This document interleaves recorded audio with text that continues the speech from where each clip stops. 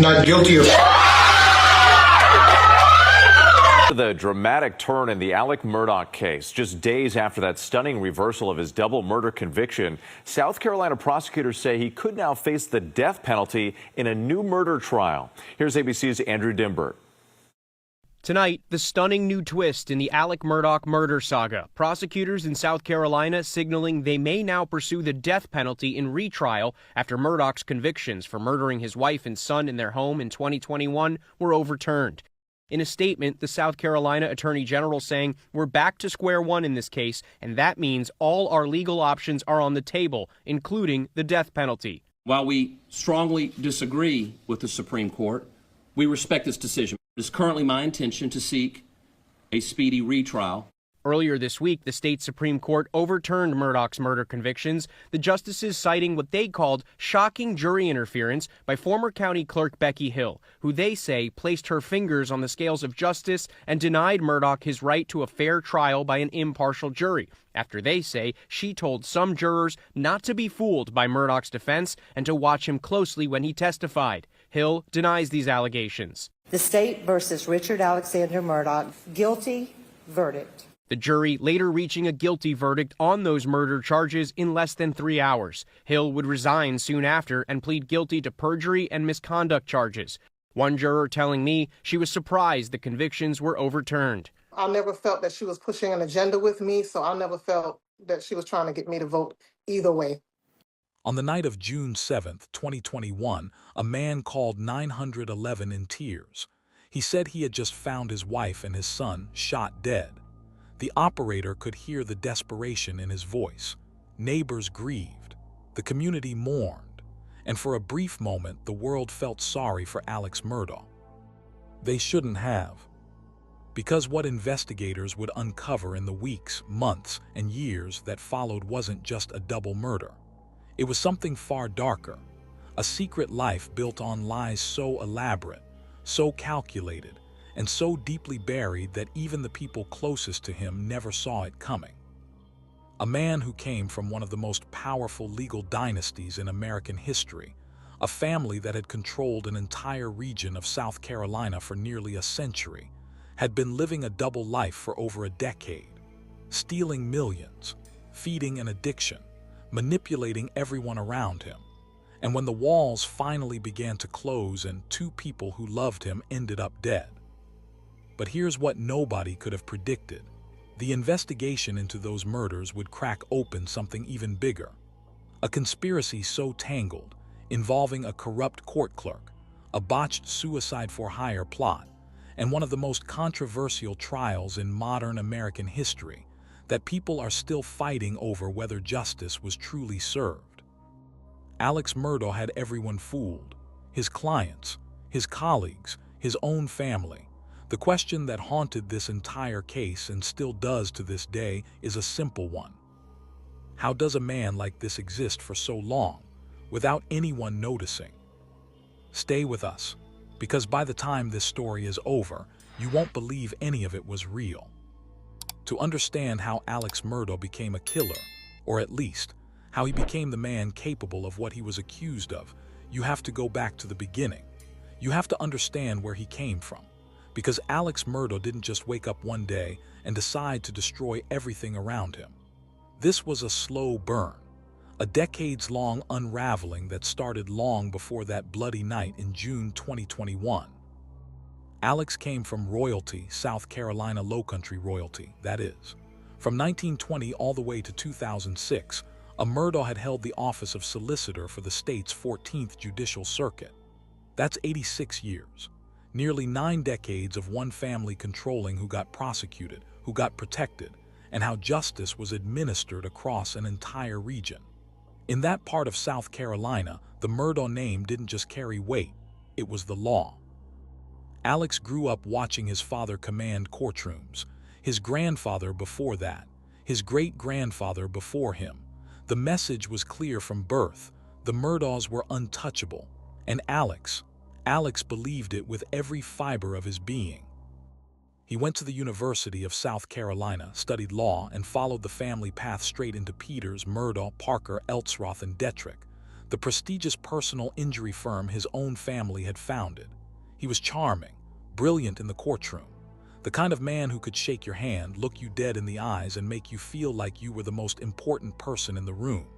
Clients trusted him completely, colleagues admired him, and the community, they adored him. In 1993, he married his college sweetheart, Maggie, as everyone called her. Together they built a life that looked, from every angle, like a dream. A beautiful family, a sprawling hunting estate called Moselle in Colleton County, 2 sons, Buster and Paul, wealth, influence, respect. But behind that perfect facade, something was rotting. Somewhere along the way, and investigators would later trace it back at least 11 years before the murders, Alex Murdaugh began stealing from the very clients he was sworn to protect. Not pocket change. We are talking about millions of dollars. Settlement money meant for grieving families. Compensation owed to people who had lost loved ones in accidents, people who came to Alex broken and desperate, trusting him to fight for them. He took it, all of it. And then he smiled at them across the desk and told them the money was tied up in legal proceedings. To fuel what exactly? A lifestyle, partly. But there was something else. Something Alex had hidden from even his closest family members for years, a catastrophic opioid addiction. He was spending enormous sums feeding that habit, and the deeper the addiction pulled him, the more he stole. And the more he stole, the more he needed to steal to cover his tracks. It was a vicious, suffocating cycle, and by 2021, the whole thing was on the verge of collapse. The walls were closing in. His firm had begun to notice financial irregularities. Colleagues were asking questions he couldn't answer. The life he had spent decades constructing, the reputation, the legacy, the myth of Alex Murdaugh was beginning to crack. And then, on the evening of June 7th, 2021, gunshots rang out near the dog kennels at Moselle. 2 people were dead, and Alex Murdaugh was the one who found them. The 911 call came in at 10:07 p.m. "I need help. I've been up here, my wife and my son are on the ground. I think they're dead."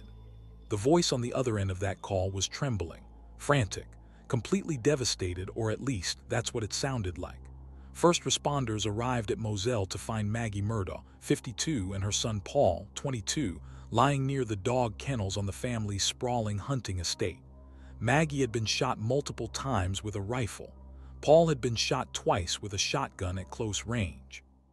The brutality of the scene shocked even seasoned investigators. These weren't clean, distant killings. This was personal. This was rage. Alex told police he had been away from the property visiting his ailing mother and had only returned to find the bodies. He was distraught, inconsolable, and in those early hours, law enforcement treated him exactly the way the Murdaugh name had always ensured he would be treated, with deference, with sympathy, with the quiet, unspoken assumption that a man of his standing couldn't possibly be responsible. But something wasn't adding up. Investigators began piecing together a timeline, and the more they looked, the more Alex's story began to fray at the edges. Then came the moment that would blow the entire case wide open: a video. A short, unremarkable clip recorded on Paul's phone just 53 minutes before Alex made that 911 call. In it, you could hear voices: Paul's voice, Maggie's voice, and a third voice, casual and unhurried, talking about a dog at the kennels. Alex's voice. He had told police he wasn't at the kennels that evening, but there he was, captured on his dead son's phone at the exact location where 2 bodies would be found less than an hour later. When investigators confronted him with this, Alex changed his story. He said he had forgotten he stopped by the kennels. He had simply forgotten. His wife and son were massacred, and he had simply forgotten he was there. Nobody believed him. As the murder investigation intensified, something extraordinary began to happen in parallel. The financial house of cards Alex had spent years constructing started collapsing in real time. His law firm, PMPED, launched an internal audit and discovered massive, systematic theft stretching back years. Client after client came forward. Settlement funds that had never arrived. Money that had simply vanished. The total figure that would eventually emerge was staggering. Alex Murdaugh had stolen approximately $8.8 million from his own clients, people who were already suffering, families who had lost everything and came to him for justice, only to be robbed a second time. The myth of Alex Murdaugh was disintegrating in real time, and he knew it. What happened next was so bizarre, so audacious, that it almost defies belief. On September 4, 2021, just 3 months after the murders of his wife and son, Alex pulled his car over on a rural South Carolina road and called his friend and former client, Curtis Eddie Smith. He had a proposal. He wanted Smith to shoot him in the head. The plan, Alex would later claim, was to make it look like a random roadside attack so that his surviving son, Buster, could collect a $10 million life insurance payout. Smith agreed. He fired. And somehow, impossibly, Alex Murdaugh survived, walking away with a grazing wound to the head. Let that sink in for a moment. This man had just lost his wife and son under circumstances that made him the prime suspect in a double murder investigation. His financial crimes were being exposed. His reputation was ash. And his solution, his actual plan, was to stage his own assassination so his son could collect insurance money. It didn't work. Smith was arrested, and Alex, forced into a corner with nowhere left to run, checked himself into a rehabilitation facility and publicly admitted to his opioid addiction for the first time. The carefully constructed image of the powerful, respected, untouchable Alex Murdaugh was gone. What remained was something far uglier. But the worst was still to come, because in March 2023, Alex Murdaugh sat in a South Carolina courtroom and faced the thing he had spent 2 years running from, a jury of his peers. And what unfolded over the next 6 weeks would grip an entire nation, expose the dark underbelly of privilege and power, and raise questions about truth, justice, and corruption that are still echoing to this day. The trial of Alex Murdaugh began on January 23, 2023, and from the very first day, it was clear this was no ordinary courtroom drama. The eyes of the entire nation were fixed on Walterboro, South Carolina, a quiet, unassuming town that suddenly found itself at the center of one of the most explosive criminal trials in American history. Media trucks lined the streets. True crime enthusiasts booked every hotel room within 40 miles. And inside that courtroom, a man who had once commanded rooms with effortless authority now sat at the defendant's table, his legendary charm stripped away, his empire reduced to rubble. The prosecution came out swinging. Lead prosecutor Creighton Waters methodically laid out the state's case with surgical precision. The motive was clear, he argued. By June 2021, Alex Murdaugh was drowning. His financial crimes were days away from being discovered by his law firm. The life he had stolen, lied, and manipulated to protect was about to be ripped from him permanently. And so, prosecutors argued, Alex made the most chilling calculation imaginable. He decided that if he killed Maggie and Paul, the outpouring of grief and sympathy that would follow might buy him enough time, enough distraction, to escape the financial reckoning bearing down on him. He chose his family as his alibi, and then he chose them as his victims. The evidence was damning. That kennel video, the one recorded on Paul's phone just 53 minutes before the 911 call, was played for the jury repeatedly. There was Alex's voice, clear as day, placing him at the exact scene he had initially denied visiting. Forensic experts testified about blood spatter patterns consistent with a close-range shooter. Cell phone data contradicted Alex's carefully constructed timeline. And witness after witness took the stand to paint a portrait of a man living an elaborate, sustained lie, not just on the night of the murders, but for years and years before them. Then Alex did something nobody expected. He took the stand in his own defense. It was a bold, desperate gamble. For days, he sat before the jury and maintained his innocence with a calm that many in the courtroom found deeply unsettling. He wept. He spoke lovingly about Maggie and Paul. He insisted he could never have harmed them. I would never hurt Maggie Murdaugh. I would never hurt Paul Murdaugh, under any circumstances. But when Prosecutor Waters rose to cross-examine him, the carefully rehearsed performance began to crack.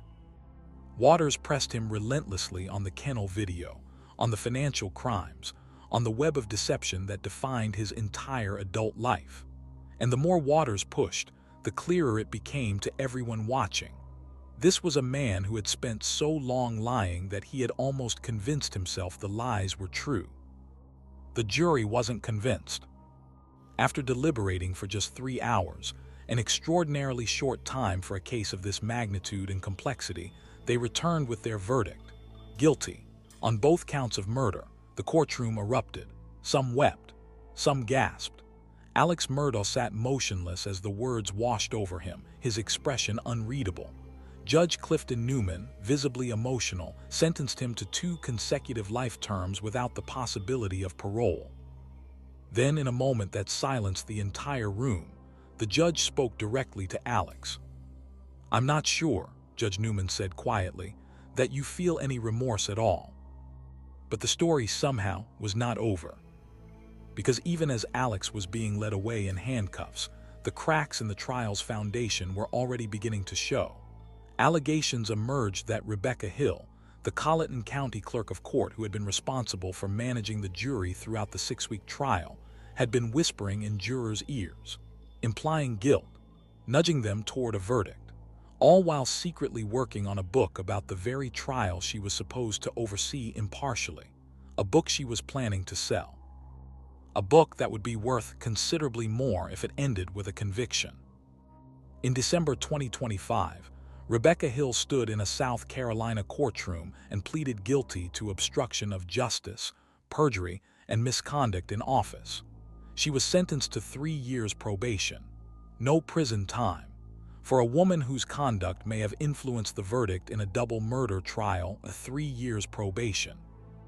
Then, on February 11, 2026, Alex Murdaugh's appeal went before the South Carolina Supreme Court.